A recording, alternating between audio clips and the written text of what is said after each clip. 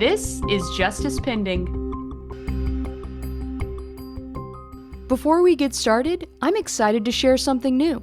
I'm launching a monthly, in-person, live on the road Texas Justice Tour featuring Justice Pending, where I'll take you deeper into the cases that keep me up at night, including missing persons, unsolved murders, and cold cases still waiting for answers. Each month, I'll be joined by a co-host. Check out show dates and locations in the link in the description, and I hope to see you at the show. This is a Rogue Media Network podcast. Do you ever have a story that you just can't get out of your head?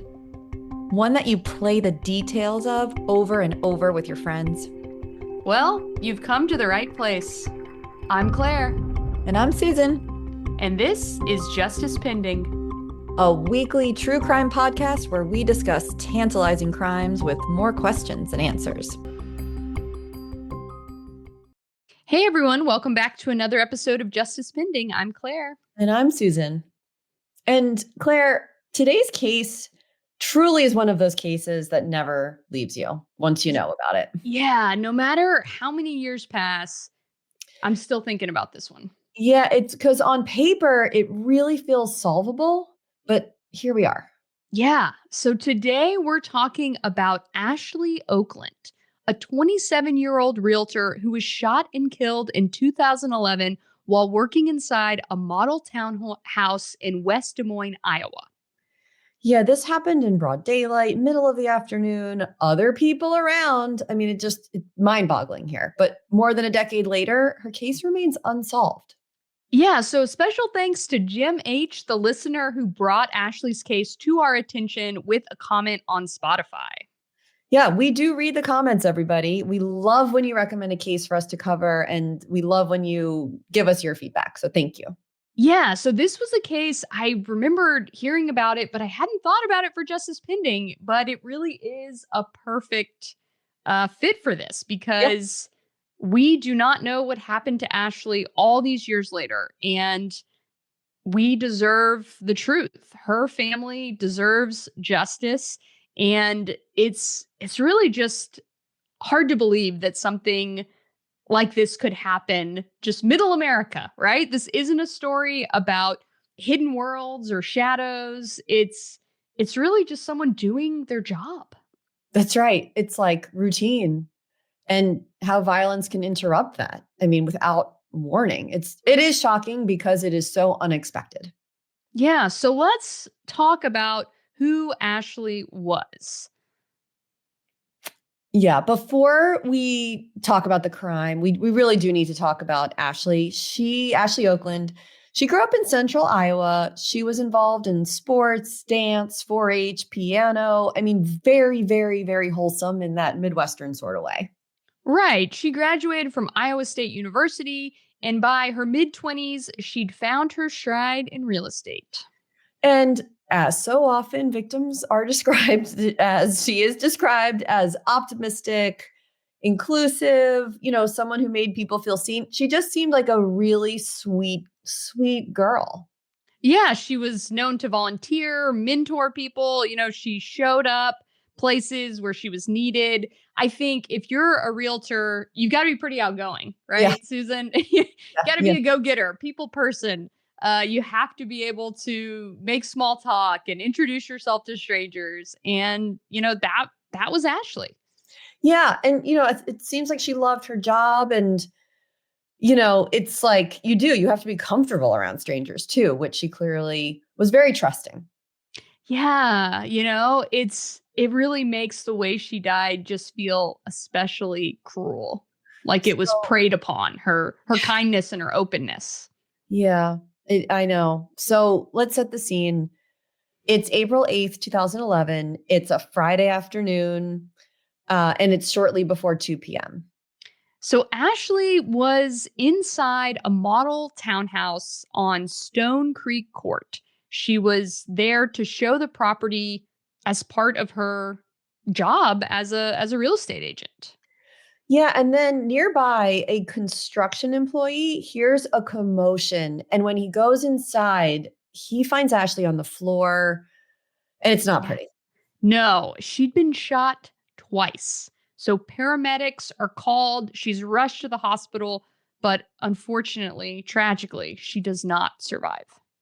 And then, of course the police are called. They clear her. They were clear early on about one thing. They really don't believe this is random. There was no forced entry, no signs of a struggle. But at first glance, it's like, well, it is sort of an open house. She is Right. showing. So, you know, it's a hard scene to process, I imagine. Yeah, because people are going to be showing up to this without an appointment, right? That's right. They don't know who's coming. You're there, you're prepared to welcome anyone in Yeah, and with open arms and not to have like I've never seen security at an open house, right. right? It's that's Right. kind of the definition of welcoming, right? Just come on in. Yeah. Um so yeah, it's really tragic. It is. Ashley's mother has a quote that is just absolutely heartbreaking. And, knowing her daughter and her line of work. And she said she probably looked up, smiled, and that was it. I mean, ugh, just terrible. And that's really a line that stays with you. Yeah, it does. It's such a visual. And you just wonder, why would someone do this? What are they getting out of it? Is it a thrill kill? I mean, there's no um, robbery motive that I've ever heard. Over the years, investigators have followed nearly 900 leads, Susan. That's crazy. I know I Yeah. saw they interviewed 500 people. I mean, there have been search warrants, massive databases of names and tips. And yet, Claire, no arrests. Yeah, so it just seems like they cannot really get anywhere concrete in the investigation. The biggest repeated tip that's publicly known is about a black SUV, Mhm. possibly a Cadillac Escalade that was seen near the property. But I mean, could it get much more general than that, I know. Susan? A I black mean, SUV. a black SUV near the I mean, ugh, Yeah.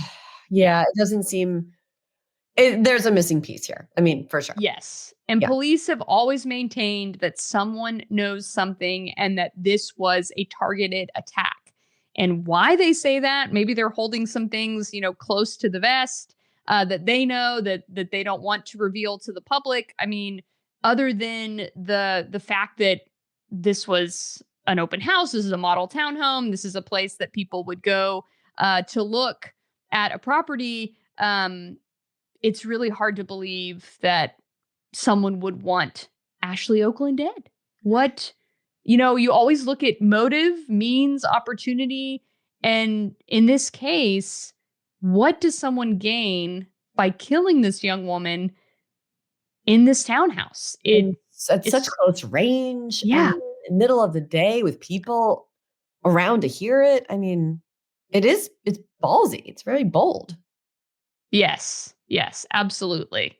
This case has also forced a larger conversation just in the world of real estate because this is a real vulnerability here. Yeah.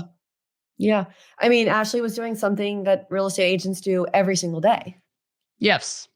meeting someone in a vacant property. And, you assume that your professionalism is, equals safety. And unfortunately, it doesn't. So, especially in her case. So, Yeah. after her death, security businesses reported spikes in demand. And you can't blame anybody for that. Right. Right. I know a lot of realtors will try to have someone else there with them. They'll Yeah. try to have a second person who helps them set up or is, parked outside. You try to have some kind of eyes on the property, but it's just not always logistically possible. And you also think you don't want to live like that, Yeah. right? The idea that you always have to watch your back and that something terrible's right around the corner and that the vast majority of real estate interactions are safe, but something like this, it's like it doesn't matter what the statistics are. It happened to Ashley, right? It could happen to anyone. That's right. I mean, and as it should have, the case did receive national coverage. newscasts, crime blogs, public appeals, citizen sleuths, all Oh, yeah. everything. Yeah, Yeah, it's been all over the place. I mean, I think it was on Dateline. It's probably. Yeah. gotten lots of major coverage. Just the idea that something so terrible could happen to someone innocent, caught, just doing their daily work. I think it really appeals to people's sense of justice. That this is something that people want to get behind and try to solve. They've raised a ton of money, Crime Stoppers. The reward is $150,000, which is the largest in Polk County history, but it hasn't led to any arrests. That's right. And, of course, her family has continued to speak publicly and asking even, for the smallest tip, because you never know if that could be the piece that really unlocks the whole thing. Yeah, I mean, they've looked at the fact, like, could this be someone just targeting realtors? And so, even though it was in another state, in 2014 in Arkansas, another realtor was murdered. Her name was Beverly Carter.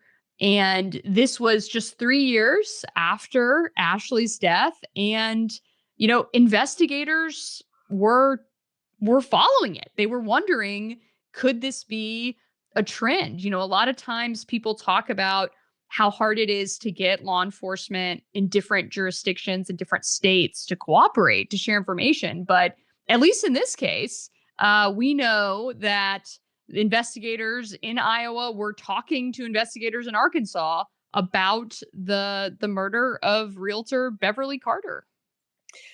Yeah, I mean, and her killer was caught, but Yeah. and of course they looked into connections, but they haven't been able to establish a link.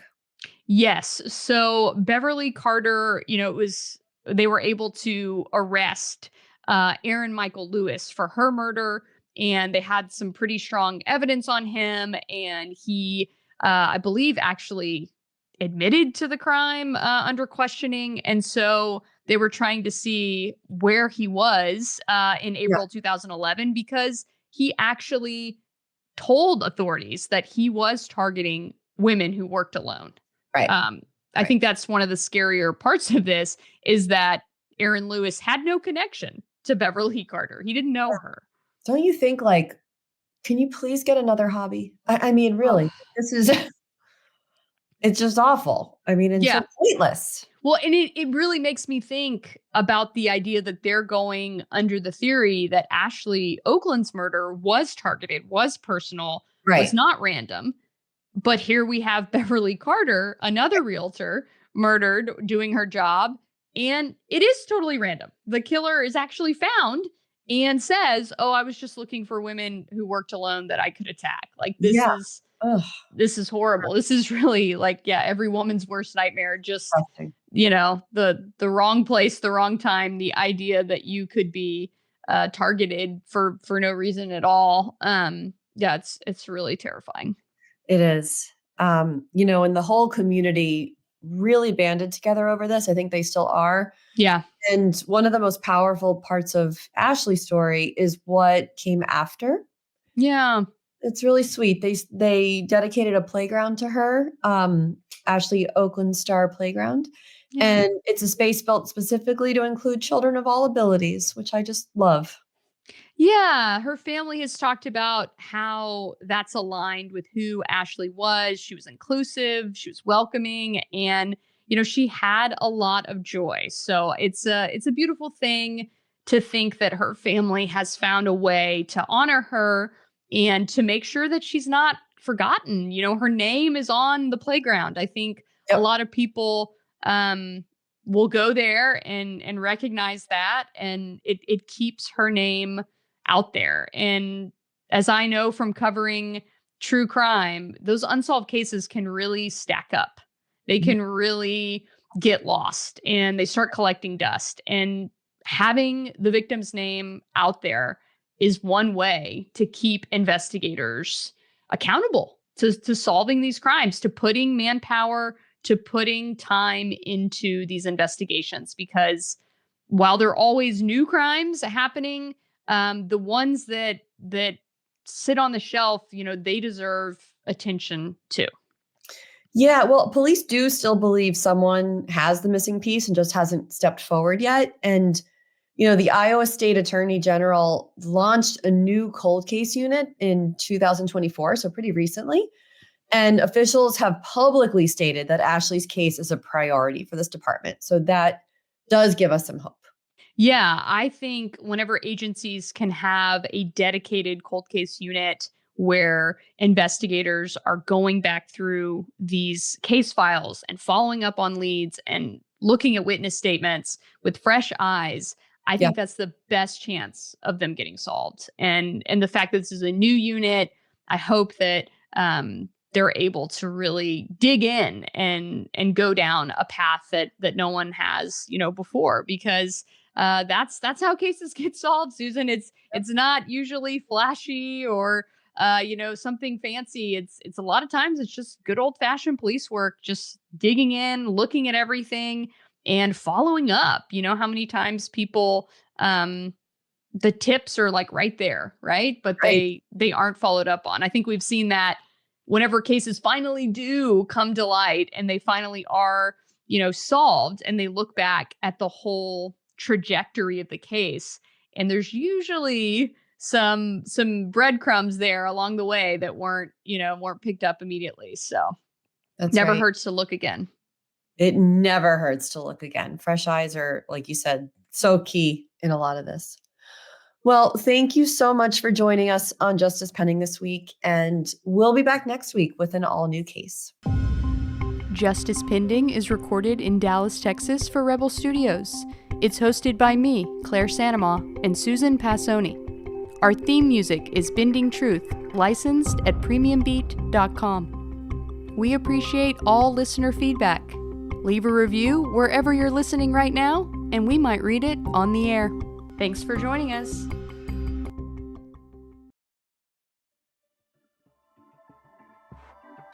This has been a Rogue Media Network production.